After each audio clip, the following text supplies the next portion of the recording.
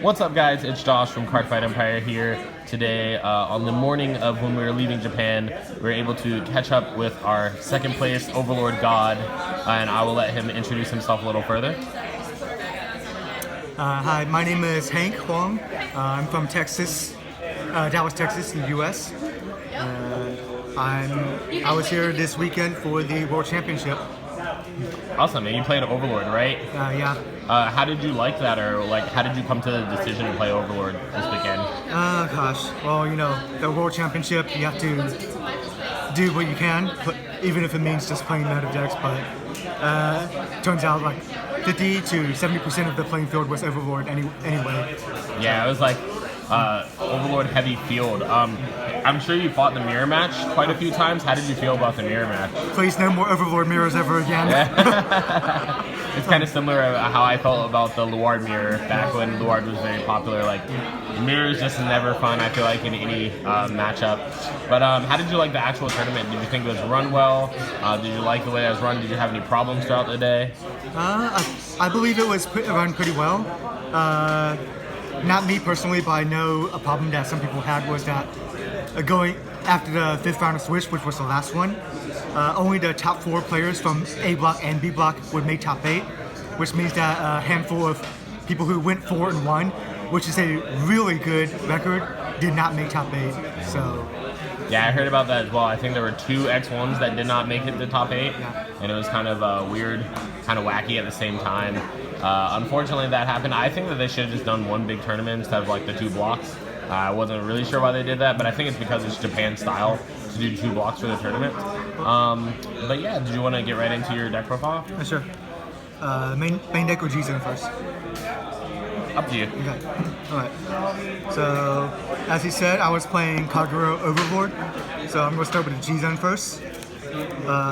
Number 1 is 3 copies of the Purge. The main ace of the deck, always pressuring your opponent to give them more damage while also giving you more drive checks so you're constantly pushing your opponent into a corner while gaining more advantage on your end. So even though you're losing 1 card from your hand every time you use this effect, once the GB3 is online and your opponent's at 4 or 5 damage, you're getting that cost back anyway. So there's that. Next is one copy of Extended Grave Dragon, because one's all you really need, just in case you're going to first stride and you're not in a situation where you can use the Purge effectively. Its effect is a little bit tricky because you have to be blazing first before entering the battle phase, which means having more rear guards than your opponent already. But then when his effect goes off, you draw a card and retire something. So it's a bit weird where you want to retire as much as possible before you use its effect, but then he retires something as well anyway. So most of the times you're just going to draw 1 card, but it's whatever. I ran 3 copies of Ziegenberg. One of the best cards in the G-Zone for Kagura. Instant staple. Because you get an almost Frills 3 restand just by doing what the deck normally does anyway. 2 copies of the Ace.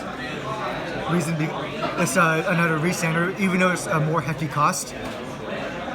It has the Overlord name in it, so you can still use some of your main deck cards as well while you're doing it. I found out I never actually went into the Ace during the whole tournament, but results may vary. Of course, 1 copy of the Xeroth Dragon, Drachma. I know people have a lot of split opinions about Drachma, but on paper it sounds very divisive, but in actual practice, when you use it correctly, it can automatically steal the game for you. I've had at least 2 or 3 games over the whole tournament where I won in a case where I would not have, just because I dropped Drachma at the time. 1 Sea Breeze. I never used it, but it's there just in case. As for G-Guards, I ran 5. 2 Absalom, because it just generates a lot of shield for Vanguard versus Vanguard attacks. And even with even if your opponent only has one empty circle, that's still plus 10,000 shield. So against a 26k Vanguard swing, that's still 2 to pass. So it's a pretty good G-Guard all around. 2 copies of Denial Griffin, always a staple in Kagero decks as well. Can get rid of rear guard attacks no matter how big they are, provided they don't have resist. And then 1 Defeat Flare. I did not use it during the tournament, but there was one situation in the finals. I'm pretty sure if anyone who was watching the final stream saw me take a long time deciding how to guard during that turn. I was debating dropping that to get rid of his back row, so then he can't draw cards during the end phase. So that's what I was debating on, but I decided against it. So that's the G zone there. Alright, going into the main deck. 4 copies of the Destiny, always the main grade 3 you want to be on. It's just all around a really good grade 3 boss to have. I know that a lot of Overlord players kind of debate between their backup grade 3s being the Legend or the Cross and DN. I did play test the Cross and DN, so I had a total of 9 grade 3s. But for this tournament, I decided to go for 4 Legend instead. And there actually was one time where I was playing against the leaders where I did ride the Legend, and it actually ended up being the best thing to do at the time.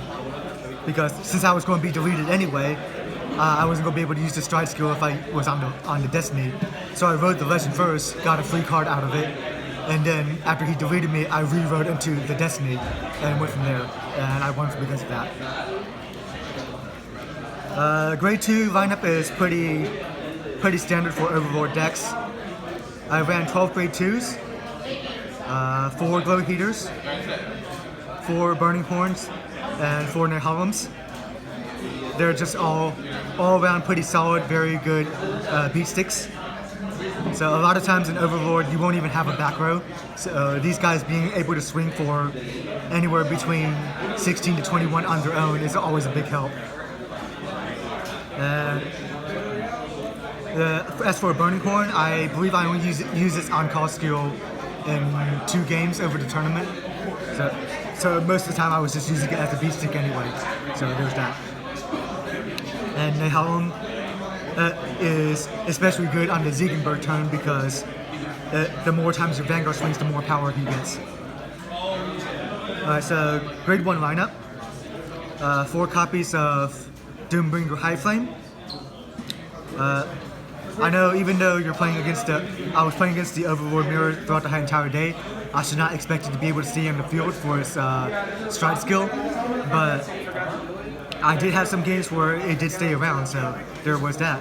I can use it to stride into the Purge or the Ace just by retiring it from the field, so then I don't lose any cards from my hand.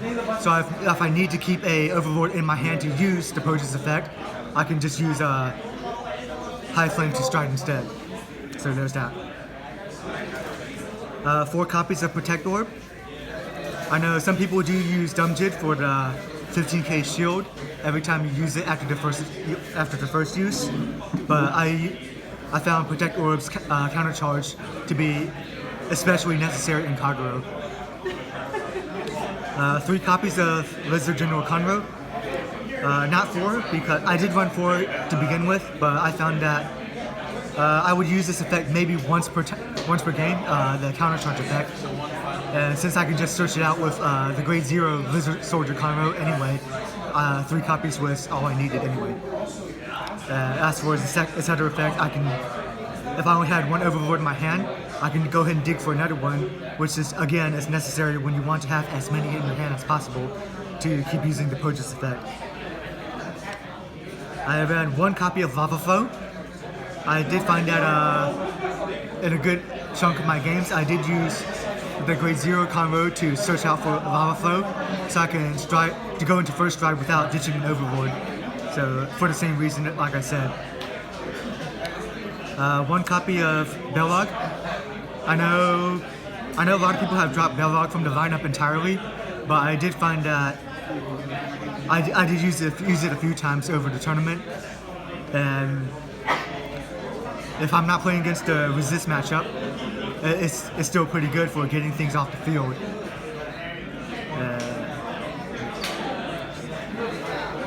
As for the trigger lineup, was a bit tricky. It's kind of everyone has their own opinion on how to play the trigger lineup in Overlord, because honestly I don't think there is any wrong answer, because all the triggers Overlord can use effectively well. So 4 crits. I decided on Fire Chase because I thought I was going to use the skill. And as they say, triggers with skills are usually better than those without, but I did not use this skill ever during the full tournament. And I've been told that sometimes using vanilla crits in Overlord are better, because you will find that sometimes you will need the 5k base, which does change guarding state numbers. So it's whatever. I ran 5 draw triggers, 1 Gatling Call. Always getting rid of grade zeros on the field is always effectively does well. But I ran 4 Steel Dragon Art Peaks, because in Overlord you want to be able to build up your soul whenever necessary, because you're constantly building up by 1 and then getting rid of it, building up by 1, getting rid of it. In case you go into your any stride other than Purge, you're not really filling your soul back up, so that's what Art Peak is for.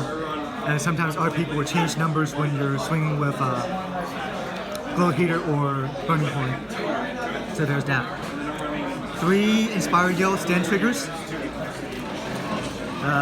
It's a really good stand trigger for Overlord for its Blaze effect. Just giving free 5k powers to your swingers. Again, like I said, you're not really going to have any boosters on the field, so these grade 2s swing on their own. If you can make it to 21k or higher, that's always good. And even better if you check into a stand trigger in the same turn, so there's that. And 4 heal triggers of course. And when you bind 2 and be able to counter charge or soul charge at will, so that's always good for this deck. And then 1 Wizard Soldier Conroe to search out any grade 1 or lower that you need to. I say or lower because there were some games where I did search out the heal trigger, so if I was going first, I can use the heal trigger to G-guard during the opponent's turn, then go into GB3 on my turn. So there's that. So that was the deck I was playing. Awesome. Well, do you want to give any shout-outs to anyone, or do you have any last words that you would like to say? Shout-outs. Oh gosh, I did have a lot of really, really good games with everyone throughout the day. They were all sorry. They were all really tough opponents. To be expected. It is the World Championship, and like I said earlier during the stream, I wanted to give a shout out to all of my friends back home in Texas who helped me play test. Gosh. Awesome. It was great having you on the channel. Obviously you did very well with your Overlord deck. Second is still nothing to be shrugged at. So I definitely enjoyed having you on the channel, and I appreciate the honor of interviewing you. Thank you very much. And we hope to see you next year for another world tournament. But yeah, with that being said, this has been Josh from Cardfight Empire, guys. If you enjoyed the video, make sure to like, comment, subscribe, check out our social medias, Facebook, Instagram, Twitter, Patreon. And with that being said, this has been Josh, and we will see you guys on the next video. Peace.